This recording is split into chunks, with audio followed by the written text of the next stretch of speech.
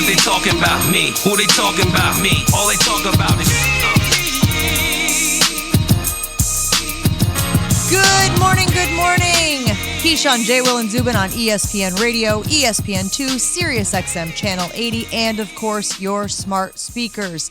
The guys are out. We are in. He is Bart Scott, and I am Jen Latta. Happy to be here. Let's get you caught up on some things that happened overnight. In case you missed it, a couple of big wins for the United States. The U.S. men's basketball team with a statement win over Australia, punching its ticket to the gold medal game. That'll be Friday at about 10:30 Eastern. They will play the winner of France and Slovenia. And just a few moments ago, U.S. women's national team beating Australia 4-3. They'll take bronze in these Tokyo games. I know there was a lot of pressure on them to win gold. A little bit of a disappointment there that they weren't able to nab the gold medal, but taking the bronze in these Olympic games. So wanted to get you caught up on that before we move on to the big game tonight. Bart, no more sleeps.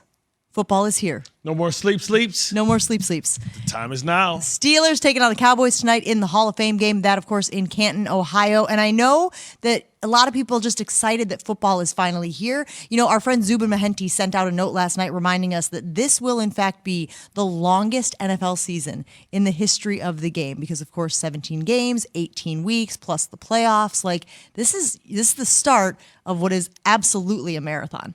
Yeah, absolutely. The marathon, continues. And I always wonder what would they do as far as expand. I think they should expand like the roster. You should be able to have your entire roster on game day because I think the battle of attrition, not all things are created equal. Not all practice squads are created equal. So I think they should open up the game day roster to give you the availability and the resources to be able to have guys that can take some of these supplemental plays from some of these starters that may play special teams and things like that, because I get concerned with the workload, and we've never seen it before. And the first time you ever do something, that's when you're going to have more injuries, and that's what I anticipate. It's a very interesting thought, absolutely. So of the two of us up here, you are the only one to have played in preseason games. I think so what we did, know that. I'm sure they didn't. I'm sure they were like, Jen, I'm sure you played in a preseason game at some point.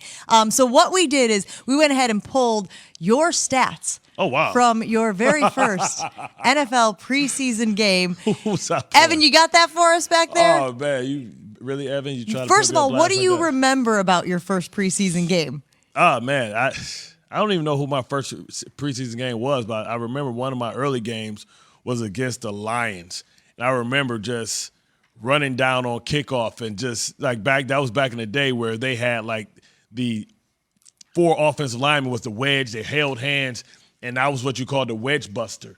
And it was like bowling pins. You pick the guy in the middle, you hope you can ricochet and take out 2 for the rest of the guys coming down. So wedge buster means that you're to the kick side. You're the third person from the middle because you count outside in. So you count the first guy, 1, 2, 3.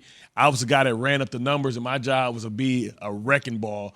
And I remember the first time I did it, I knocked some guys down. I was a little woozy because I just went against probably 1,200 pounds of man or not more. And then the second time I did it, all I remember when I got up, I was facing the other way, and all my ear pads and everything got knocked out. But nice. But the returner was down, and I think they were like, listen, this guy's either crazy, dumb, or stupid. And I tell you what, we can use all 3 of them because he's willing to hurt himself to hurt other people. And I think that's how I earned the respect because that Detroit Lions and back in the day, or the Giants, were considered the most dangerous wedges because they basically had all backup offensive linemen there, and you had to have a lot of guts to go and just not slow down and hit the wedge. So according to our stats and research, your first career preseason game was on August 9th, 2002. Oh, what's the Lions? So think about that. I mean, we're talking about almost 20 years ago, Bart, and you had a sack in that game. What do you remember about your emotions? Because there's a lot of guys who this is the first time they're taking the field as NFL players. What do you remember about like the nerves or the anxiousness? Like, how did that work? Listen, it was one of those things where, all the veterans, they kind of having fun, coming in late, eating their chicken. They know they're not going to play that much. I'm in the corner, you know what I mean? I'm like on the movie Belly, you know what I'm saying? I'm going to get you, B. I'm going to get you, B. I was sitting there like, you know what? I'm willing to die today. Somebody going to die today. Either they going to die or I'm going to die. And I remember going in, getting that first sack. It was off Joey Harrington. And it was especially special to me. Joey Harrington? Yeah, but it was especially special to me because I'm from Detroit. So my first game, I'm going against my hometown team, which I knew that was going to be barbecue chicken because they always suck, right? And then, but the crazy thing is, I remember the second time I got that sack early, right? And I remember going in the second time, I'm like, man, this is easy. And man, oh man, like that's the first time I ever realized that the offensive lineman combo helps on each other, and then they're actually eyeing the hole. And I came through, thought I was going to get another one. Whoopsies! The back of my head hit the ground before the rest of my body. One of the guys chipped off and caught me slipping, man. Bill, you talk about the Lions stinking. We are going to hear from head coach Dan Campbell a little bit later in the show. 20 years and some things have never changed. They're trying to turn things around there, though, in the Motor City.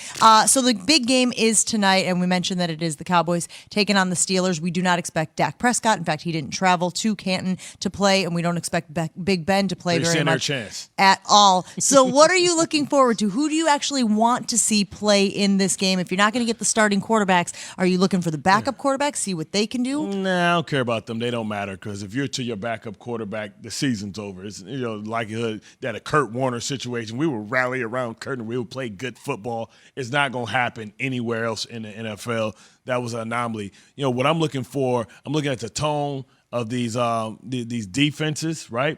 I mean, I think we're all intrigued with what the Dallas defense is going to look like, how fast guys like Michael Parsons can play, like the hit stick, the discipline, and see if it's any kind of blown coverages or how far have they really gotten as far as implementing that new Dan Quinn defense. On the other side, I want to see Najee Harris, right? Because you talk about those great linebackers, right, that they're going to have Van Der Esch, Jalen Smith, and Michael Parsons. Okay, this is a test right out the gate because they couldn't stop the run last year. So now let's see if they can handle a little pressure downhill, a guy that's 220 can run behind his pads. Let's see if they're willing to step on the train tracks when the train is coming through. And also, let's see if this Pittsburgh Steelers offensive line can get some movement because they're a team that has a lot to prove because they're the biggest question mark on the Steelers. We'll take some calls on this all morning long. 888-SAY-ESPN, 888-729-3776, 888-729-3776. For me, it's Najee Harris as well. I exist mostly in the college space. Watching him at Alabama, he was obviously a stud and a threat out there at all times. And the reports out of Steelers camp are that he's been legit. And look, a lot of his success, as you know, is going to depend on that rebuilt offensive line.